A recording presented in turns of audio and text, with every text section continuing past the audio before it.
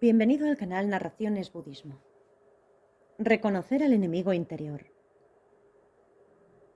Texto de Su Santidad el XIV Dalai Lama.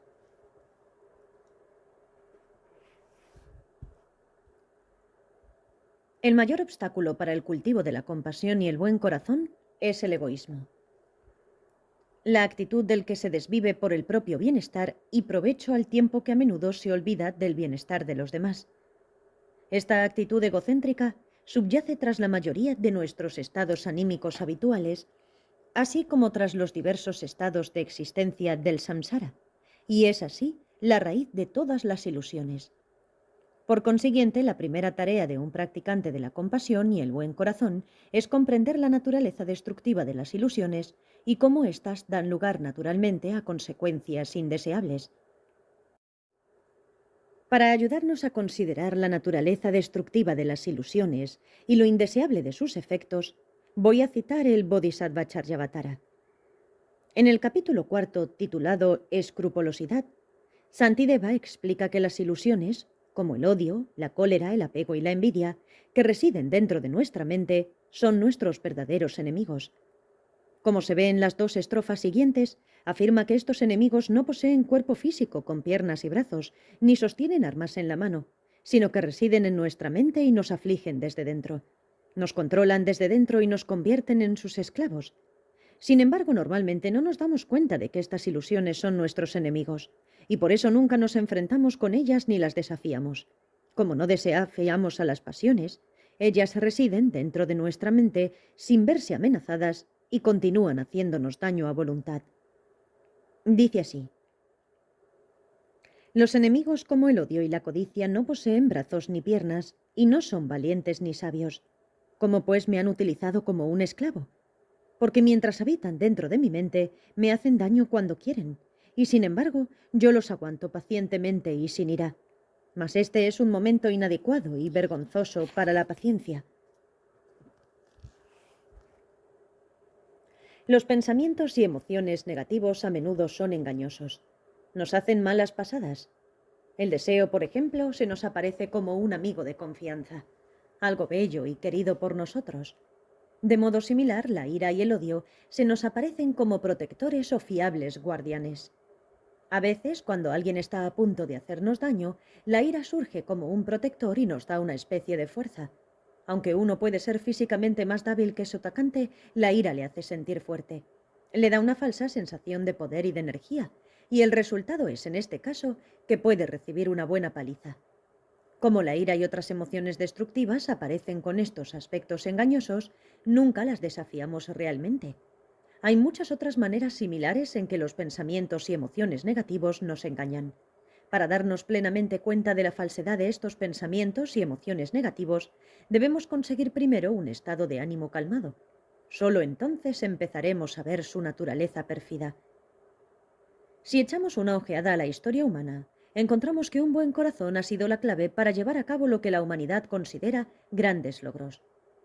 Por ejemplo, en los campos de los derechos civiles, el trabajo social, la liberación política, la religión, etc.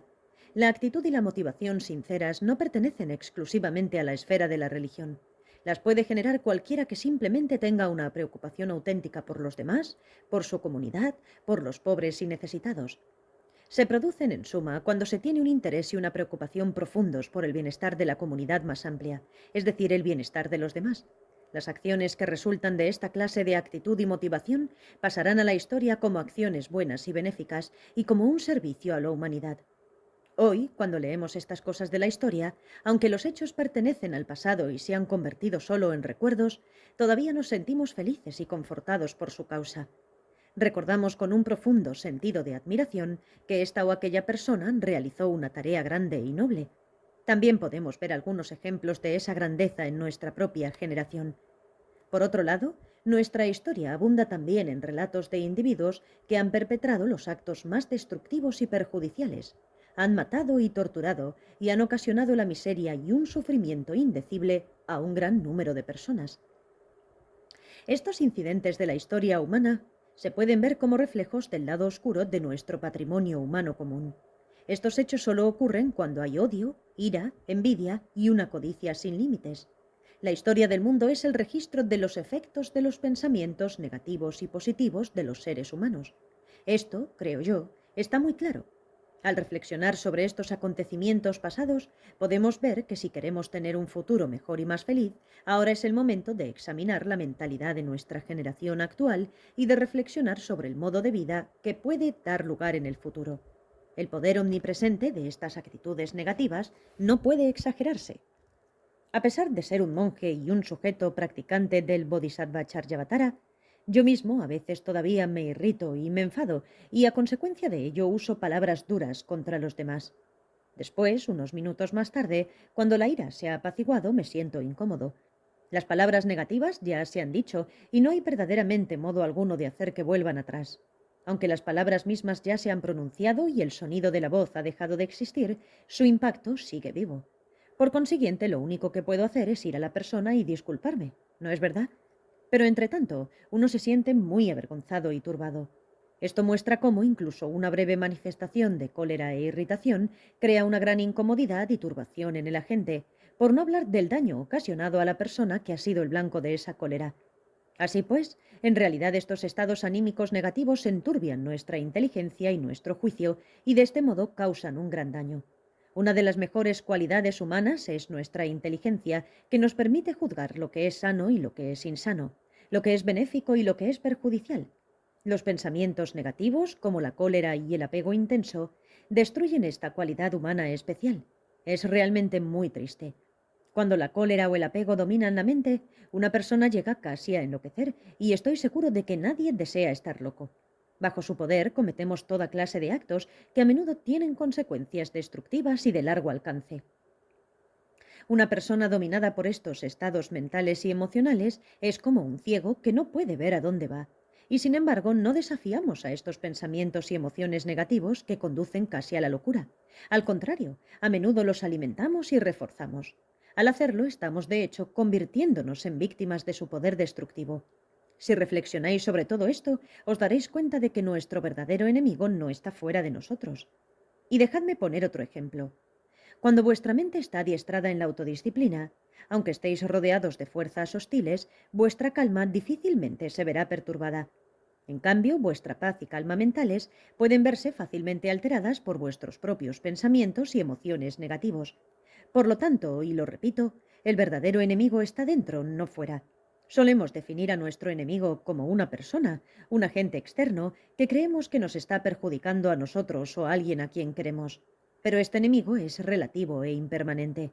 En un momento dado, esa persona puede actuar como un enemigo, pero en otro momento puede convertirse en nuestro mejor amigo. Esta es una verdad que experimentamos a menudo en la vida. Pero los pensamientos y emociones negativos, el enemigo interior, siempre serán el enemigo. Son nuestro enemigo hoy, lo fueron en el pasado y seguirán siéndolo en el futuro, en tanto residan dentro de nuestro continuo mental.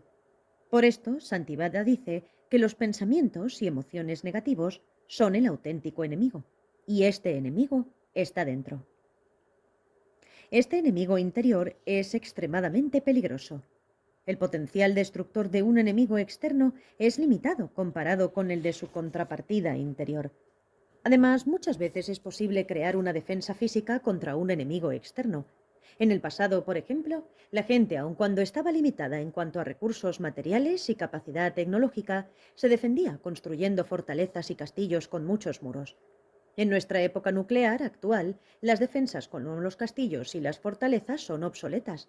En una época en que cada país es un blanco potencial para las armas nucleares de los demás, los seres humanos continúan creando sistemas de defensa de una complejidad cada vez mayor. El proyecto de defensa estratégica iniciado por los Estados Unidos, conocido en todo el mundo como la Guerra de las Galaxias, es un ejemplo típico de esos sistemas de defensa. Detrás de todas estas actuaciones está todavía la antigua creencia de que podemos llegar a crear un sistema que nos procure la protección definitiva. Yo no sé si será nunca posible crear un sistema de defensa capaz de garantizar una protección mundial contra todas las fuerzas externas de destrucción. No obstante, una cosa es segura. Mientras aquellos destructivos enemigos internos sigan a su aire, incontestados, la amenaza de aniquilación física siempre penderá sobre nosotros. De hecho, el poder destructivo de un enemigo externo deriva en última instancia del poder de esas fuerzas internas. El enemigo interno es el disparador que desencadena el poder destructivo del enemigo externo. El único medio eficaz para vencer al enemigo interior es una captación profunda y una clara comprensión de la naturaleza de la mente. Siempre digo a la gente que la mente es un fenómeno muy complejo. Según la filosofía budista, hay muchos tipos de mente o conciencia. En la investigación científica, analizamos la materia desde el punto de vista de las partículas que constituyen su existencia. Actualizamos el potencial de las diversas composiciones moleculares y químicas y las estructuras atómicas que poseen un valor benéfico, mientras que desdeñamos o en algunos casos eliminamos deliberadamente las que carecen de tales propiedades útiles. Este enfoque discriminatorio ha producido ciertamente algunos resultados interesantes. Si el mundo dedicara una atención similar al análisis de nuestro mundo interior, el mundo de la experiencia y los fenómenos mentales, descubriríamos que hay multitud de estados mentales, los cuales difieren en sus modos de aprehensión, su objeto, el grado de intensidad de su implicación con su objeto, sus características fenomenológicas. Ciertos aspectos de la mente son útiles y beneficiosos, por lo que deberíamos identificarlos correctamente y aumentar su potencial. Al igual que los científicos, si al examinarlos descubrimos que determinados estados de la mente son nocivos porque nos hacen sufrir y nos causan problemas, deberíamos entonces darnos cuenta de la importancia de este descubrimiento y buscar un modo de erradicarlos. Este es ciertamente un proyecto que vale mucho la pena. De hecho, este debería ser nuestra mayor preocupación en la práctica del Dharma. Es muy similar al hecho de abrir el propio cráneo para llevar a cabo experimentos con sus diminutas células con el objeto de determinar cuáles nos procuran alegría y cuáles causan perturbaciones. Shantideva nos dice que mientras estos enemigos internos permanezcan seguros en nuestro interior, existe un gran peligro. Shantideva sigue diciendo que aun cuando todo el mundo os combatiera como enemigos y os hiciera daño, mientras vuestra mente se mantuviera disciplinada y en calma, no podrían alterar vuestra paz. Pero un solo elemento de ilusión que aparezca en vuestra mente tiene el poder de perturbar esta paz y esta estabilidad interior.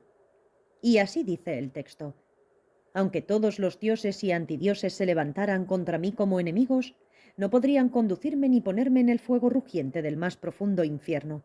Pero el enemigo poderoso, estos conceptos perturbadores, en un momento pueden echarme entre esas llamas que a su contacto no dejarán siquiera las cenizas del rey de las montañas. Shantideva afirma también que una diferencia crucial entre el enemigo ordinario y las ilusiones es que si uno se relaciona de forma amistosa y con comprensión con el enemigo ordinario, es posible que pueda convertir al enemigo en amigo, pero uno no puede relacionarse con las ilusiones de modo similar. Cuanto más trata de relacionarse con ellas con el fin de establecer una amistad, más dañinas y desastrosas se vuelven. Dice así el texto: si yo complaciente respeto y me encomiendo a otros, estos me procurarán beneficios y felicidad. Pero si me encomiendo a estos conceptos perturbadores, en el futuro solo me causarán sufrimiento y daño. Como dije antes, entrenando la mente y creando una disciplina interior, uno puede cambiar su mentalidad y así también su conducta. Tomemos mi caso, por ejemplo. La gente piensa que los tibetanos procedentes de Ando tienen mal genio. Así, en el Tíbet, cuando alguien se enfurece, a menudo se toma como señal de que esa persona es de Ando. Esa es la región de donde yo procedo. Sin embargo, si comparo mi temperamento actual con el que tenía entre los 15 y los 20 años de edad, percibo un cambio notable. Hoy en día difícilmente me irrito y cuando lo hago no dura mucho. Es una mejora maravillosa. Ahora estoy siempre alegre. Esto, creo, es resultado de mi práctica y mi adiestramiento. Durante mi vida he perdido mi país y he quedado reducido a una total dependencia de la buena voluntad de los demás. También he perdido a mi madre y la mayoría de mis tutores y gurús han fallecido, aunque ahora tengo algunos nuevos gurús. Por supuesto, todo esto son incidentes trágicos y me entristezco cuando pienso en ellos. No obstante, no me siento abrumado por la tristeza. Las viejas caras familiares desaparecen y aparecen otras nuevas, pero todavía mantengo mi felicidad y mi paz de espíritu. Esta capacidad de relacionarse con los acontecimientos desde una perspectiva más amplia, para mí, una de las maravillas de la naturaleza humana. Mientras uno permanece bajo el dominio de las ilusiones y los estados de ignorancia subyacentes, no tiene ninguna posibilidad de alcanzar una felicidad genuina y duradera. Esto, creo, es un hecho natural. Si uno se siente profundamente turbado por esta verdad, debe reaccionar buscando un estado de libertad con respecto a ella, es decir, el estado de nirvana. Especialmente si uno es monje o monja, debe dirigir su vida hacia la consecución del nirvana o verdadera liberación. Si uno puede permitirse una dedicación total a la práctica del Dharma, debe poner en práctica en su vida los métodos espirituales que conducen a la obtención de ese estado de libertad. Si, como es mi caso, uno no dispone del tiempo suficiente, es bastante difícil, ¿verdad? Yo sé que un factor que me impide entregarme plenamente a este modo de vida es mi propia pereza. Soy un Dalai Lama bastante perezoso, el perezoso Tenzin Gyatso. Muy bien.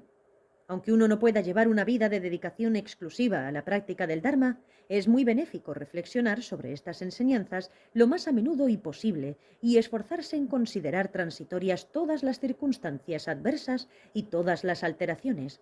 Como ondas en una laguna, aparecen y pronto desaparecen. Al estar condicionadas kármicamente, nuestras vidas se caracterizan por incesantes ciclos de problemas que se manifiestan y luego se desvanecen. Un problema aparece y pasa, y pronto empieza otro. Van y vienen en un continuo incesante. Sin embargo, el continuo de nuestra conciencia, por ejemplo, la conciencia de Tenzin Gyatso, no tiene principio. Aunque se halla en un estado de flujo constante, en un proceso dinámico y siempre cambiante, la naturaleza básica de la conciencia nunca cambia. Así es la naturaleza de nuestra existencia condicionada, y el hecho de darme cuenta de esta verdad hace que me resulte fácil relacionarme con la realidad. Este punto de vista realista me ayuda a mantener mi calma y mi paz. Esta es la manera de pensar de Bhiksu Tenzin Gyatso.